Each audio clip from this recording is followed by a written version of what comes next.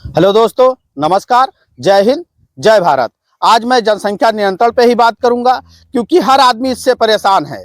जहां भी चले जाओ भीड़ का सामना करना पड़ता है। अस्पताल में चले जाओ तो लगता है दुनिया पूरी बीमार ही पड़ी है। तहसील में चले जाओ तो लगता है सब मर मुकदमा ही कर रहे हैं।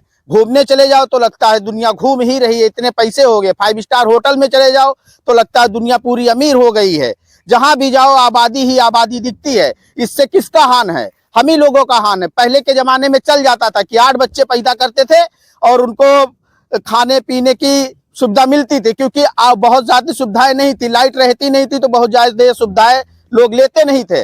लेकिन आज का दौर यह हो गया कि आदमी अगर 2 बच्चे भी कर ले तो उसको भी पढ़ाना लिखाना बहुत मुश्किल हो गया है। पढ़ाई इतनी महंगी हो गई, हर एक चीज इतना महंगा हो गया। पहले 8 बच्चे पैदा करते थे, कोई चड्डी पहन के घूमता था, कोई बनियान पहन के घूमता था, काम चल जाता था। लेकिन अब काम नहीं चलेगा। पहले के लोग क्या सोचते थे कि अगर मैं 8 बच्चे पैदा कर लूंगा तो उसमें से 6 लड़के या 2 लड़कियां या 4 लड़के या 4 लड़कियां। अगर 4 लड़के हो गए तो 4 लाठी तैयार हो जाएगी। पहले के जमाने में सस्ती थी, शिक्षा सस्ती थी, लाइट रहती नहीं थी, ज्यादातर आदमी सुविधा लेता नहीं था। जब लाइट नहीं तो कैसी सुविधा ले लेगा? लेकिन आज का दौर जो चल रहा है वो बहुत ही भयावह है।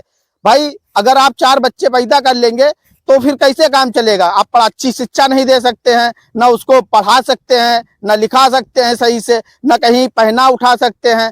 तो भाई इतने बच्चे पैदा करने से क्या फायदा? लेकिन लोग नहीं सोचते हैं। अगर ऐसी ही जनसंख्या बढ़ती चली गई तो देखिए पहले क्या होता था, सब कुछ देसी चीजें मिलती थी। चाहे गेहूं हो, चाहे चावल हो, चाहे अरहर हो, चाहे मक्का हो, A to Z कोई भी अनाज हो, सब देसी मिलती थी। लेकिन इतनी ज्यादा खपत हो गई है कि सब लोग हाइब्रिड के पीछे भागे और उसका दुष्परिणाम हम लोग के सामने आ रहा है।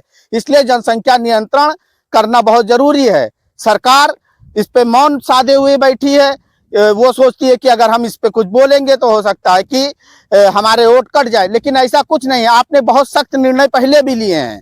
आपने धारा 370 हटाई है, 35 से हटाया है, CCC कानून लागू किया है, 3 तलाक लाया और बहुत सारे कठोर विषय पे आपने चर्चा करके उस पे हटाया है, उसका बिल लाया है और उसको समाधान किया है। कई कानून आपने बनाए, तो इस पे आप क्यों नहीं विचार कर रहे हैं? संसद में 2021 में निजी सदस्य बिल पेश किए थे, लेकिन वे अभी कानून नहीं बने हैं।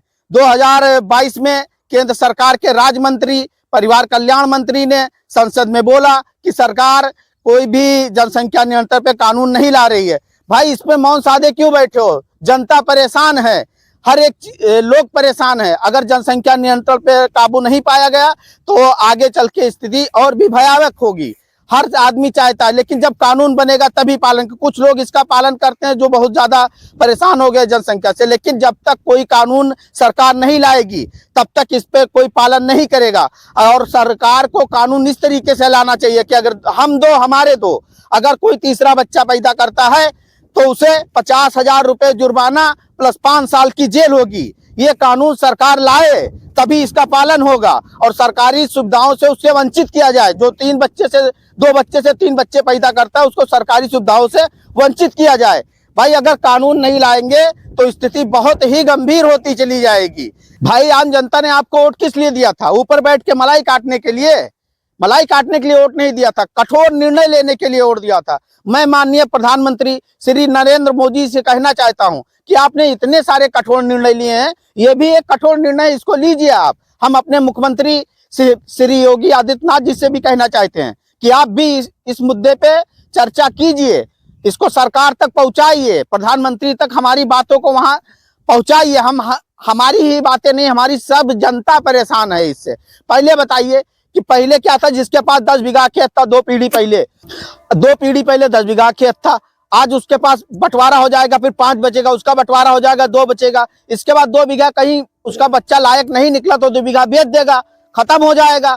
इसी तरीके जिसके पास 100 बीघा आता, आज उसके पास 10 बीघा बचा है। अगर उसके 2 ही बच्चे होंगे तो वो क्यों बंटवारा होगा? भाई अगर 100 बीघा है, मान लो 2 लड़के हो गए तभी 50-50 हो जाएगा। 10 बीघा है तो 5-5 हो जाएगा।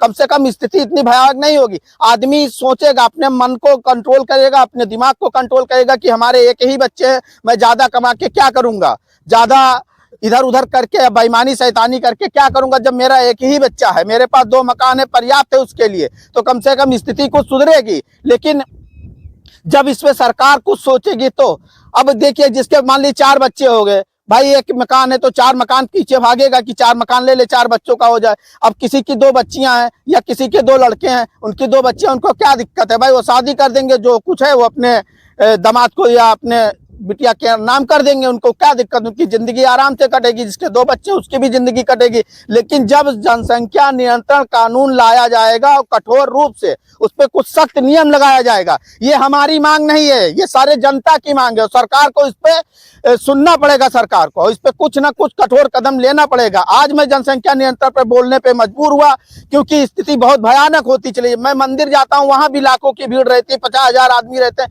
दर्शन नहीं कर मिलता। अस्पताल चले जाओ तो डॉक्टर को दिखाने का मौका नहीं मिलता है। भाई इतनी लंबी लाइन लगी रहती है कि आदमी परेशान है, डॉक्टर का नंबर ही नहीं आ रहा कि वहां हम दिखा दे जाके, इतनी लंबी भीड़ लगी रहती। तहसील चले जाओ, अगर कोई काम है, आपको कोई नकल निकलवाई, तब भी इतनी भीड़ रहती। इसका कारण, मुख्य कारण केवल जनसंख्या ही है। जनसंख्या जिस दिन नियंत्रण हो जाएगी उस दिन हमारा देश और आगे बढ़ेगा, क्योंकि हमारे देश में जनसंख्या बहुत ज्यादा हो गई है और बहुत ज्यादा बढ़ती चली जा रही है। 20% मान लीजिए उसका पालन कर भी रहे हैं, 80 नहीं कर रहे। 80 तो 4-5 बच्चे पैदा कर रहे हैं, कह रहे हैं अरे जो खवाएगा अपने भाग्य से खाएगा। अपने भाग्य से नहीं खाएगा भाई। जब आप सोचेंगे उसके बारे में, आप 2 ही बच्चे पैदा करें तो भाग्य की क्या जरूरत है उसकी? आप इतना बना के जाएंगे कि उसका जीवन कट जाएगा। इसलिए मैं सभी लोगों से कहना चाहता हूं कि आप सभी लोग साथ में मिलके, अगर बोल नहीं पा रहे हैं तो कम से कम फेसबुक, सोशल मीडिया पे ही आवाज उठाइए कि जनसंख्या नियंत्रण कानून लाया जाए, जिससे को सरकार को मजबूर होकर इस पे कुछ ना कुछ विचार करना पड़े। मैं आगे भी जनसंख्या नियंत्रण पे बोलता रहूंगा। तब तक के लिए सभी दोस्तों को नमस्कार। जय हिंद, जय भारत।